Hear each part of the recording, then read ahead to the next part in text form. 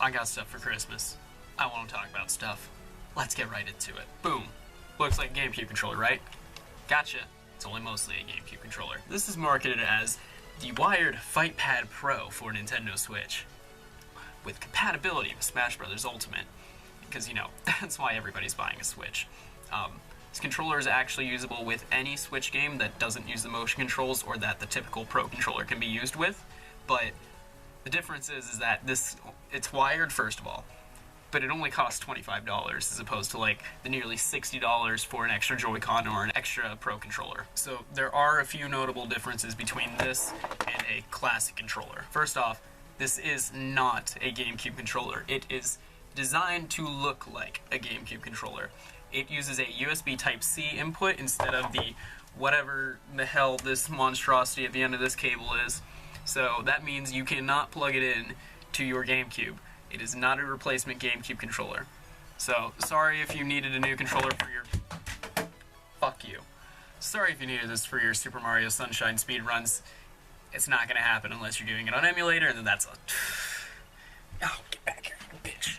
There is a slight difference in the shoulder buttons as well. If you look on a classic controller, and if I press that in, it's got 2 levels of depression. It's got...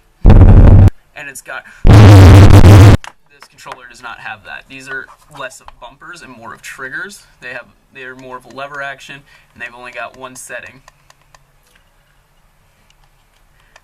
It's definitely a little off-putting when you first pick it up and you're like, wow, this is a GameCube controller, and you go to press this and you're like, oh god, my life is a lie. But after a while, it's actually pretty easy to adjust to. Other features of the controller. These joysticks are replaceable. I'm not going to pull them out because they're a bitch to get back in, but the box actually comes pre-packaged with a second left stick to be used to replace the right stick. I'm personally not going to do that because I like the feeling of the little nipple button.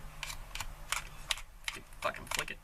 I'm going to be keeping it there for the intimacy, really. There's also a D-pad. I'm not really going to talk about the D-pad because I haven't touched the D-pad yet, because it's a fucking GameCube D-pad. Nobody uses that unless you're like a Luigi main that's good at down taunting, and I know I'm not.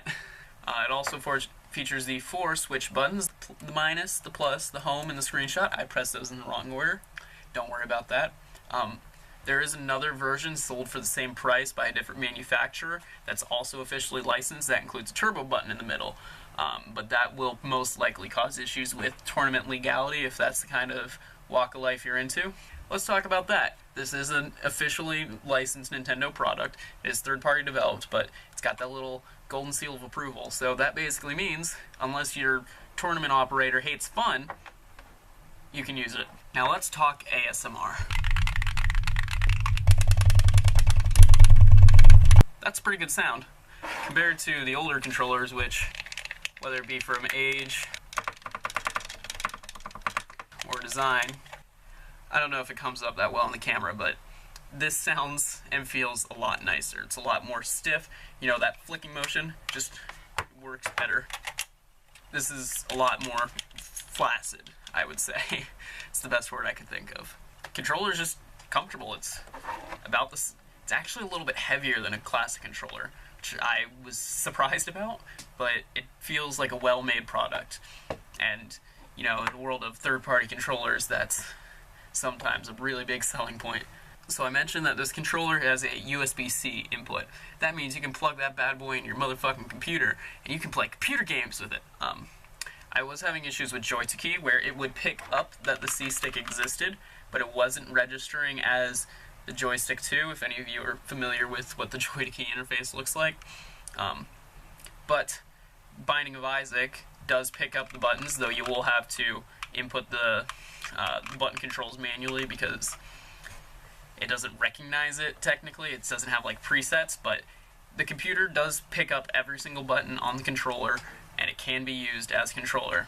I can't say whether or not it works on the Dolphin emulator, because if I recognize emulation's existence or say that I know anything about it, Reggie Fils-Aimé will come to my house and fist me with a Wii remote, or worse, Nintendo will remove my channel from YouTube. But I'd assume yes. So let's talk just some slight downsides. Stick tops, bitch to get off. Hopefully you're not replacing those too often, but if you do, this bitch has no rumble. No rumble at all. Not even with the Switch games.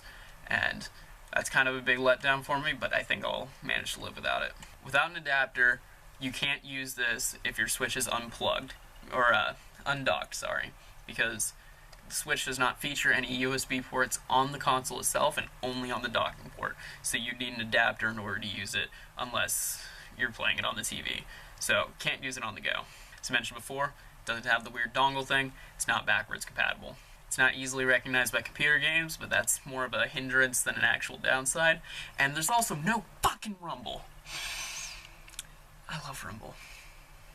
So to recap, it looks nice, it feels nice, it plays nice, it's officially licensed, tournament legal, and it's way cheaper than any of the other options. I don't even want to know what like GameCube controllers go for these days. They're probably in like the 30s or 40s, and this is $25 for a new functioning product.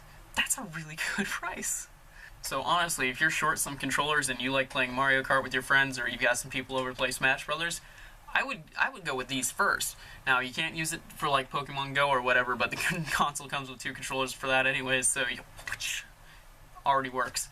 Or hell, even if you're that competitive Smash player that sits in his room at 3 a.m. playing online alone, grumbling to himself about how bullshit X character is and that they eat glue, if you don't have a well-functioning original GameCube controller plus the Switch to GameCube controller adapter, if you don't have those already, this is also a great option for you, because in my humble experience with the few hours I put into Smash Ultimate, these joysticks work a lot better than the Joy-Con joysticks.